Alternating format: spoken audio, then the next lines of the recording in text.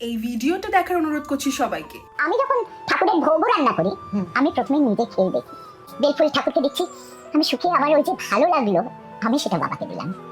তো আমরা নিজেদের এঁঠো ভগবানকে কি দিতে পারি?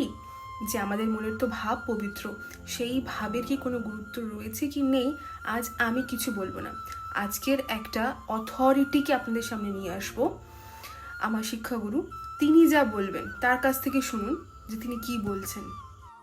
প্রভুজির সাথে আমি ভিডিও কলে কানেক্ট করছি। हरे कृष्णा।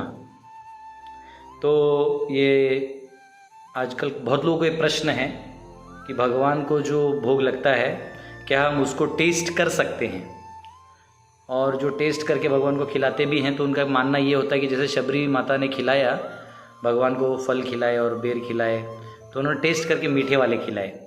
तो ये कथाकार कथा तो कहते हैं, परंतु जैसे वाल्मीकि रामायण में ये प्रसंग के बारे में ऐसे वर्णन नहीं आता है कि टेस्ट करके खिलाया। उधर वर्णन ये आता है कि शबरी माता ने फल खिलाए, ये सब खिलाए।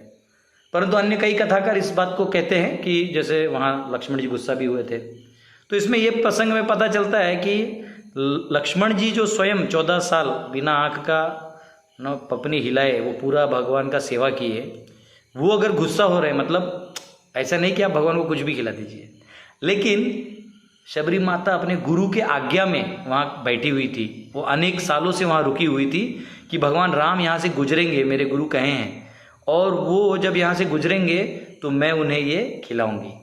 तो उनका भाव, प्रेम और गुरु के प्रति निष्ठा, इसके वजह से वो उन्हें अधिकार था।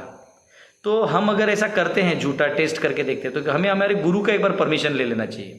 हमारे गुरु से पूछना चाहिए कि गुरुदेव क्या हम ऐसा कर सकते हैं? अगर आपके गुरु कहते हैं हाँ नहीं करो, ध्यान से खिलाओ, तो आप गुरु आज्ञा के अंदर हैं तो अपराध नहीं लगेगा। परंतु आप अपने मन से करेंगे तो साधना, भक्ति और वैदिक जो विधि विधान है, वैदिक भक्ति है, इसमें ये मान्यता नहीं है। तो गुरु का परमिशन लेके आप कर सकते हैं। और विधि विधान जो है, साधना भक्ति करते हैं हम, तो उसमें रागानुगा भक्ति एक ऊपर का स्टेज है जिसमें आप वही विधि विधान पालन करते हैं और प्रेम पूर्वक करते हैं, पर विधि विधान नहीं बदलते। परंतु जब आप भगवान से एकदम प्रेम करने लगते हैं तो रागात्मिका स्थिति कही जाती है। उसमें आप स्पॉन्टेनियसली यानी उत्स्फूर्तता से आप अपने भाव को प्रकट करते हो, उस प्रकार से सेवा भी करते हैं। पर सवाल ये है कि हम किस स्तर पे हैं, ये हमको खुद को थोड़ा सा परखना होगा। अगर हम उस स्तर पे हैं तब तो ये सवाल उनके लिए है भी नहीं, क्योंकि उस भाव में होते हुए शायद ही वो ये चीज़ सुने या वो वीडियोस बनाए अपने रागात्मिका स्थिति की। क्योंकि रागात्मिका भक्त जो होता है वो इतना स्पॉन्टेनियस होता है, उसे नाम प्रतिष्ठा की कुछ पड़ी नहीं होती ना, वो अपनी रागात्मिका स्थिति साधकों पर थोपेगा।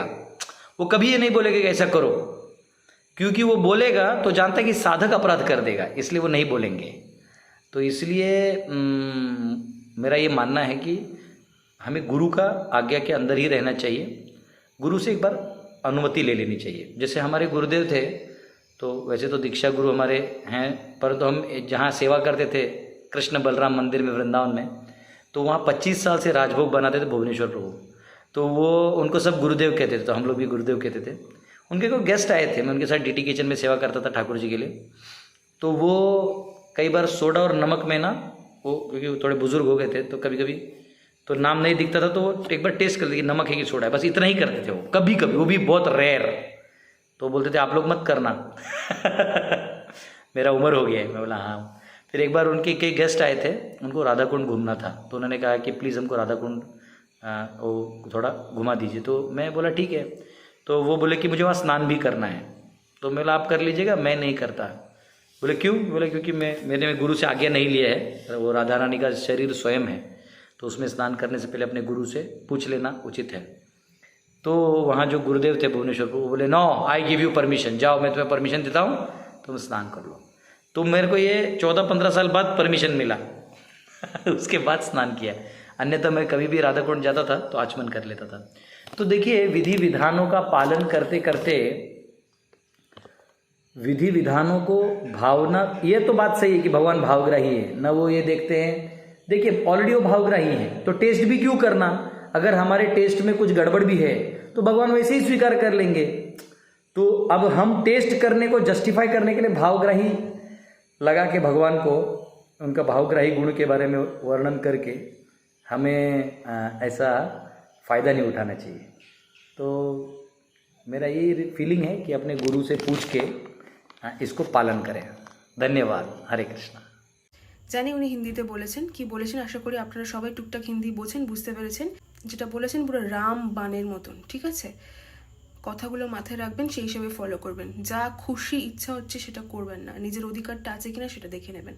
যার আগে প্রেম সে হরে কৃষ্ণ বলুন।